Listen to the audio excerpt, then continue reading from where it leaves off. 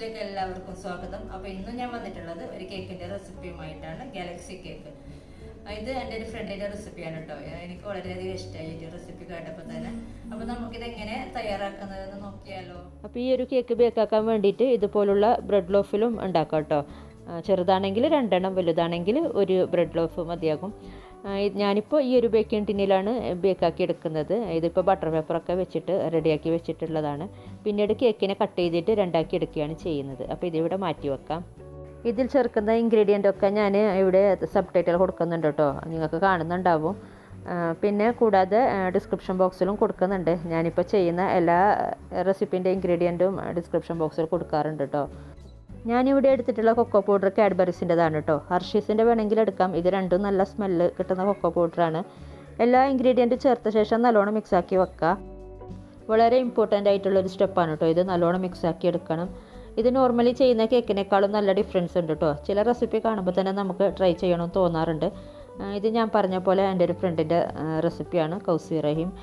അതുപോലെ തന്നെ മുമ്പ് ഞാൻ ഫ്രണ്ട്സിൻ്റെ റെസിപ്പിയൊക്കെ ട്രൈ ചെയ്തിട്ടുണ്ട്. സുമി, ഇക്ബാൽ, പിന്നെ മെഹറു, അവരുടെ റെസിപ്പിയൊക്കെ ട്രൈ ചെയ്തിട്ടുണ്ട് കേട്ടോ.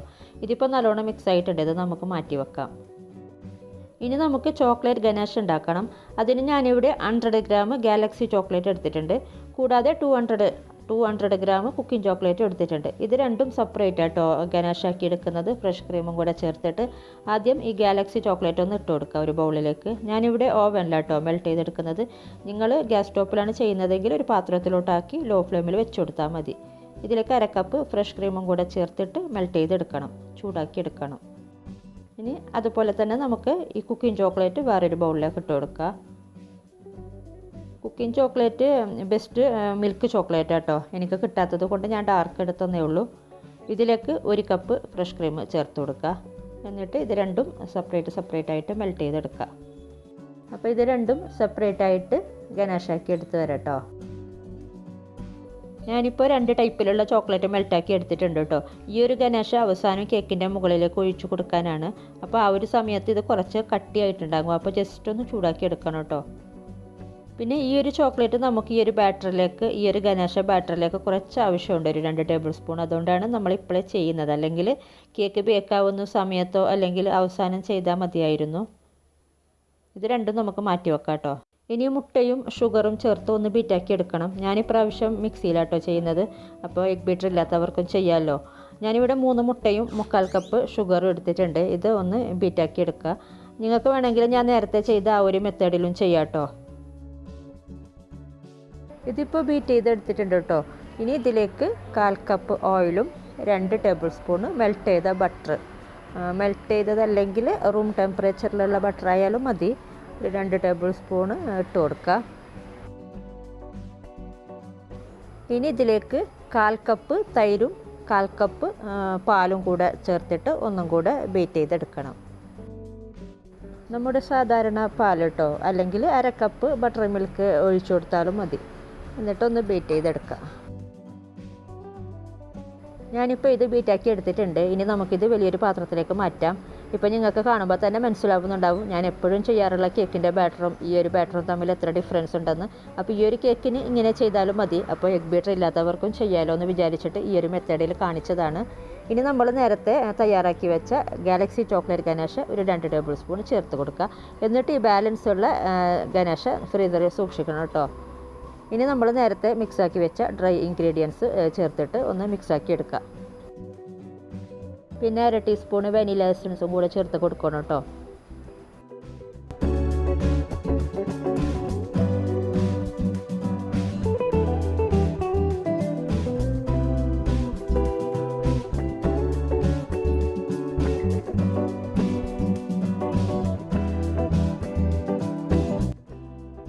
അപ്പോൾ ഞാനിത് മിക്സാക്കി എടുത്തിട്ടുണ്ട്. ഇത് നമ്മൾ നേരത്തെ തയ്യാറാക്കി വെച്ച ബേക്കിംഗ് ടിന്നിലേക്ക് ആക്കി കൊടുക്കുക. ഞാനിവിടെ ബേക്ക് ചെയ്തെടുക്കുന്നത് ഗ്യാസ് സ്റ്റോപ്പിലാട്ടോ. അപ്പോൾ ഞാനതിവിടെ കാണിക്കുന്നില്ല. ഞാൻ മുമ്പ് ചെയ്തതിൻ്റെ ലിങ്ക് ഡിസ്ക്രിപ്ഷൻ ബോക്സിൽ കൊടുത്തേക്കാം കേട്ടോ. പിന്നെ നിങ്ങൾക്ക് വേണമെങ്കിൽ ഓവനിലും ചെയ്യാം. ഓവനിലാണെങ്കിൽ പ്രീ ഹീറ്റാക്കി വെച്ച ഓവനിൽ 170 ഡിഗ്രിയിൽ 30 to 40 മിനിറ്റ്സ്. ഗ്യാസ് സ്റ്റോപ്പിലാണെങ്കിൽ ലോ ഫ്ലെയിമിൽ ഒരു പ്രീ ഹീറ്റാക്കി വെച്ച ഒരു പാത്രത്തിനകത്ത് 30 to 40 മിനിറ്റ്സ് വെച്ചിട്ട് ബേക്ക് ചെയ്തെടുക്കുക. ഇപ്പം നമ്മുടെ കേക്ക് ബേക്കായി കിട്ടിയിട്ടുണ്ട്. ഇതൊന്ന് തണുക്കട്ടെ. ഇത് നമ്മൾ നേരത്തെ ഫ്രീസറിൽ വെച്ച ഗാലക്സി ചോക്ലേറ്റ് ഗനാഷയാണ്. ഇത് നമുക്ക് വേറൊരു വലിയൊരു ബൗളിലേക്ക് മാറ്റിയിട്ട് ഇത് ജസ്റ്റ് ഒന്ന് ബീറ്റ് ചെയ്തെടുക്കണം. എഗ് ബീറ്റർ ഇല്ലെങ്കിൽ ഫോർക്ക് വെച്ച് ജസ്റ്റ് ബീറ്റ് ചെയ്തെടുത്താൽ മതി. അപ്പോൾ ഇതിൻ്റെ ക്വാണ്ടിറ്റി കുറച്ചും കൂടി കൂടാറുണ്ട്. പിന്നെ നമുക്ക് തിക്കായി കിട്ടണമെങ്കിൽ നമ്മൾ എത്ര ചോക്ലേറ്റ് ആണോ എടുക്കുന്നത് അതിൻ്റെ പകുതി ഫ്രഷ് ക്രീം ചേർത്തിട്ട് ഗനാഷ് ഉണ്ടാക്കിയാൽ മതി. ഇപ്പം നമ്മൾ ചേർത്തത് 1/2 കപ്പ് ചോക്ലേറ്റും 1/2 കപ്പ് ഫ്രഷ് ക്രീമുമാണ് ഈ ഒരു ഗനാഷേക്ക് നമ്മൾ ചേർത്തത്.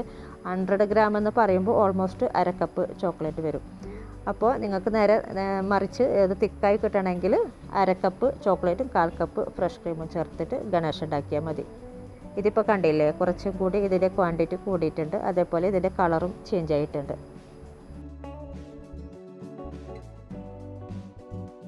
ഇതിപ്പോൾ ഇത്രയും മതി കേട്ടോ. ഇനി നമുക്കിത് മാറ്റി വെക്കാം. ഇനി നമ്മൾ കേക്കിലേക്ക് സോക്ക് ചെയ്യാനായിട്ട് ഷുഗർ സിറപ്പ് അല്ല കേട്ടോ ചേർക്കുന്നത്.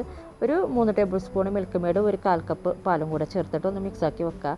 പിന്നെ നമ്മൾ കേക്ക് ലെയർ ചെയ്യുന്നതിനനുസരിച്ച് ഇതിൻ്റെ ക്വാണ്ടിറ്റി കൂട്ടി കൊടുക്കുക കേട്ടോ. ഞാൻ 2 ലെയറാണ് ചെയ്യുന്നത്, അപ്പോൾ അതിലേക്ക് ഇത്രയും മതി. ഇനി നമ്മുടെ കേക്ക് നല്ലോണം തണുത്തിട്ടുണ്ട്. നമ്മളെപ്പോഴും ചെയ്യാറുള്ള പോലെ ഇതിനെ ഒന്ന് സൈഡൊന്ന് ഇളക്കി കൊടുത്തിട്ട് നമുക്കിതൊന്ന് ഡീമോൾഡ് ചെയ്തെടുക്കാം.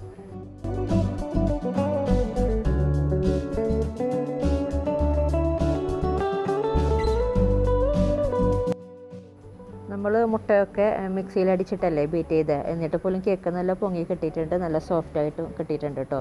ഇനി നമുക്കിതൊന്ന് ലെയർ ചെയ്തെടുക്കാം.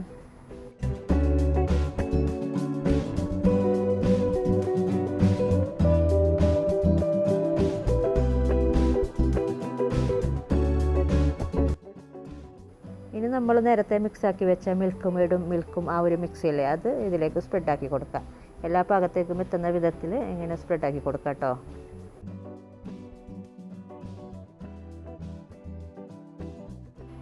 ഇനി ഇതിൻ്റെ മുകളിലോട്ട് നമ്മൾ നേരത്തെ തയ്യാറാക്കി വെച്ച ഗാലക്സി ചോക്ലേറ്റ് ഗനാഷയില്ലേ ബീറ്റാക്കി വെച്ചത്, അത് ഇതിൻ്റെ മുകളിലോട്ട് ആക്കി കൊടുക്കുക. നിങ്ങൾക്ക് വേണമെങ്കിൽ ഒരു ഐസിങ് ബാഗിലോട്ട് ആക്കി കൊടുക്കുമ്പോൾ ഇതിനേക്കാളും നീറ്റായിട്ട് എല്ലാ ഭാഗത്തും ഒരുപോലെ ആക്കി കൊടുക്കാൻ പറ്റും. അപ്പോൾ നിങ്ങൾ വേണമെങ്കിൽ അങ്ങനെ ചെയ്യൂ കേട്ടോ.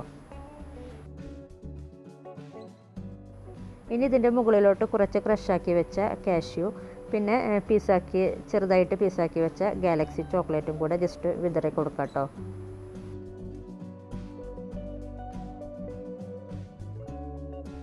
ഇനി ഇതിൻ്റെ മുകളിലോട്ട് മറ്റേ ലെയറും കൂടെ വെച്ച് കൊടുക്കുക.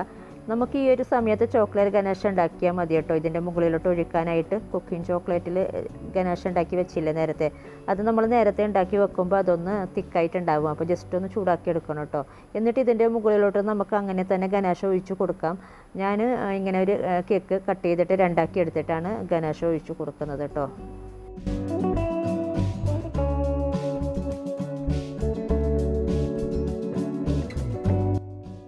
നമ്മൾ കേക്കിലോട്ട് ഗനാഷ് ഒഴിക്കുമ്പോൾ ഡയറക്റ്റ് ബേസിൽ വെക്കാതെ ഇതുപോലുള്ള ഗ്രില്ലിംഗ് റാക്കോ അല്ലെങ്കിൽ കൂളിംഗ് റാക്കോ ഒന്നുമില്ലെങ്കിൽ ഒരു ടിന്ന് കമഴ്ത്തിയിട്ട് അതിൻ്റെ മുകളിൽ കേക്ക് വെച്ചിട്ട് ഗനാഷ് ഒഴിച്ച് കൊടുക്കുമ്പോൾ ആ ബാലൻസ് ഉള്ളതൊക്കെ ഈ ഒരു പ്ലേറ്റിലേക്ക് വീഴും. അപ്പോൾ നമുക്കത് റീയൂസ് ചെയ്യാം കേട്ടോ, പ്ലേറ്റിലേക്ക് വീണിട്ടുള്ളത്.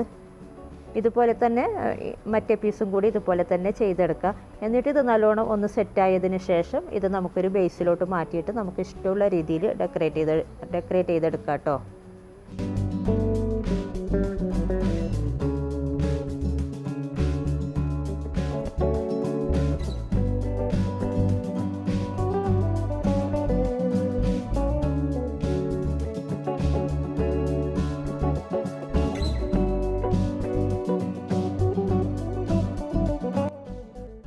അപ്പോൾ എൻ്റെ ചാനൽ സബ്സ്ക്രൈബ് ചെയ്യാത്തവർ ഒന്ന് സബ്സ്ക്രൈബ് ചെയ്യണേ. ആ തൊട്ടടുത്തുള്ള ബെല്ലൈക്കണും കൂടി പ്രസ് ചെയ്യണേ കേട്ടോ.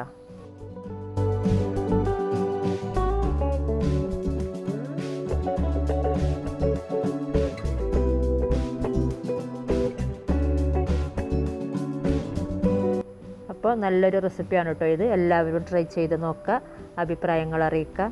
നല്ല ടേസ്റ്റ് ഉണ്ട് കേട്ടോ ഇത്. അപ്പോൾ അടുത്ത വീഡിയോയിൽ മറ്റൊരു റെസിപ്പിയുമായിട്ട് കാണാം. Thank you.